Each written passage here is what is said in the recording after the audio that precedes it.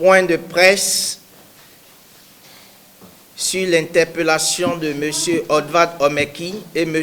Dieudonné Tevoa-Edjere au domicile de M. Odvad Omeki dans la nuit du 23 au 24 septembre 2024 aux environs de 2 heures du matin. Dans la nuit du 23 au 24 septembre 2024, aux environs de 2 heures du matin, les éléments de la brigade criminelle d'Agblan-Gandan ont fait irruption au domicile de M. Odvad Omeki, qui s'y trouvait avec M. Dieudonné Tevoa-Edjere. Il s'y a de préciser que les deux personnalités sont connues, amies de longue date. Alors, une fois dans la concession, les policiers sous les ordres du commandant de la dite brigade, présents sur les lieux également, se sont directement dirigés vers l'un des véhicules de M. Omeki en stationnement dans son garage. Ils ont procédé à la perquisition du dit véhicule et y ont découvert des numéraires qu'ils ont saisis. La police n'a plus effectué quelques autres fouilles après la découverte des numéraires avant de conduire manu militari M. Omeki et M. Tevoa-Edjere dans les locaux de la brigade criminelle d'Agblan-Gandan. Cette interpellation et les actes qui s'en sont suivis constituent, et c'est la raison de notre point de presse, une énième violation de la Constitution de notre pays et des lois républicaines dont notre État s'est librement doté. Sur le caractère anticonstitutionnel et illégal des perquisitions et de la saisie des numéraires intervenus, nous voudrons vous indiquer que dans la droite ligne des dispositions de l'article 20 de la Constitution béninoise, le Code de procédure pénale, en son article 53, interdit toute visite domiciliaire, perquisition et saisie au-delà de 21 heures et avant 6 heures, précisément pour des faits d'atteinte à la sûreté de l'État tels que reprochés à M. Omeki.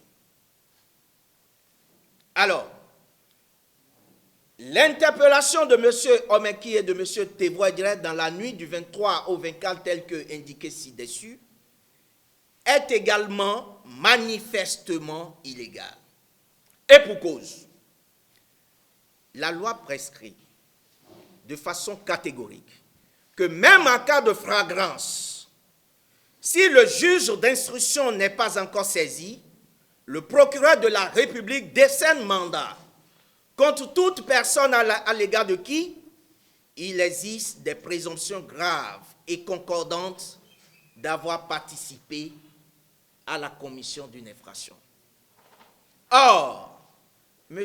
Omeki et M. Tevoa-Edjere n'ont jamais auparavant fait l'objet d'une convocation de la police à laquelle ils n'ont pas déféré, pas plus qu'ils ne sont actuellement visés par un mandat d'amener ou d'arrêt. Par la suite, poursuivant l'illégalité contre M. Odvad Omeki et M. Dieudonné Tevoa-Edjere, nous les avocats, l'ayant assisté pendant son interrogatoire, pendant l'interrogatoire de M. Omeki, il convient de préciser, et vous saurez pourquoi par la suite, ont été empêchés de le rencontrer après la notification de sa garde à vue, nonobstant nos démarches à l'endroit du procureur spécial près la Cour spéciale de répression des infractions économiques et du terrorisme. Or, ainsi qu'il convient de le rappeler, l'article 59 du Code de procédure pénale en vigueur au Bénin garantit à toute personne, dès la notification de la garde à vue, le droit de constituer avocat, de se faire examiner par un médecin de son choix et d'informer et de recevoir un membre de sa famille. Il importe de rappeler à cet égard que dans le contexte devenu très préoccupant de l'état de droit au Bénin, au moyen d'un communiqué en date du 20 août 2024 rendu public dans le cadre de l'enlèvement de M. Steve Amoussou, le bâtonnier de l'Ordre des avocats du Bénin a indiqué ce qui suit.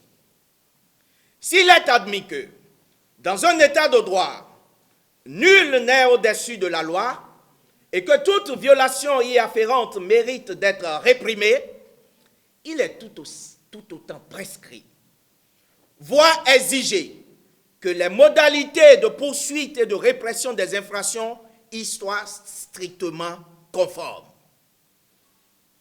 Aussi, lorsque des indices graves et concordants conduisent l'autorité habilitée, en l'occurrence le procureur de la République, à décider de la mise en mouvement de l'action publique contre un citoyen, les principes généraux régissant la procédure pénale sont très précis en la matière. Le bâtonnier poursuit. Pour les besoins de la poursuite de l'infraction, les textes prescrivent que l'officier de police judiciaire adresse une convocation à la personne mise en cause. Si l'intéressé ne répond pas à la convocation de l'officier de police judiciaire, celui-ci doit s'adresser au procureur de la République qui prendra des dispositions requises afin que soit délivré contre celui-ci, selon le cas, un mandat de comparution, un mandat d'amener et un mandat d'arrêt. Fin de citation. Le bâtonnier de l'Ordre des avocats rappelle enfin à cette même occasion, très opportunément, que l'Ordre des avocats du Bénin, préoccupé par cette situation, invite les autorités de poursuite judiciaire à faire preuve de lucidité en se comportant comme de vrais professionnels uniquement guidés par le respect scrupuleux de nos lois pour la garantie de la démocratie et de l'état de droit. Dès à présent, face à ces actes pour le moins récurrents qui défient l'ordre constitutionnel établi et qui mettent en avant une image peu reluisante de notre cher pays, nous, avocats de M. Oswald Omeki et Dieudonné Tevoidre, en vertu des normes républicaines en vigueur. 1. Exigeons, et nous entendons de soutenir la libération immédiate et sans condition de notre client Oswald Omeki et Dieudonné Tevoidre. Appelons au respect des fondamentaux de notre République par tout citoyen chargé d'une fonction publique aux fins de la préservation de la paix, de l'état de droit et de la démocratie durable. Nous réservons le droit de saisir telle juridiction nationale, régionale et internationale ainsi qu'il appartiendra. Enfin, prenons à témoin les instances nationales, régionales et internationales garantes du respect des droits fondamentaux de la personne humaine et de la démocratie véritable, ainsi que le peuple béninois. Fait à Cotonou, ce 24 septembre 2024, nous vous remercions. Selon la famille de M. Olivier Bokor, ce dernier se rendait sur invitation aux environs de 23h47, comme à l'accoutumée, au domicile du président de la République. Alors que M. Olivier Bokor, en compagnie de son épouse, s'avançait, il a été intercepté à hauteur de l'ancien siège de la SONACOP en face de la direction MOUF 6 à Cotonou, lieu dit Zongo et Ouzou, par un véhicule banalisé dont la plaque d'immatriculation n'était pas non plus apparente. Des individus armés mettant M. Olivier Bokor et son épouse en joue. C'est dans ces circonstances que ces assaillants ont amené M. Olivier Bokor vers une destination inconnue.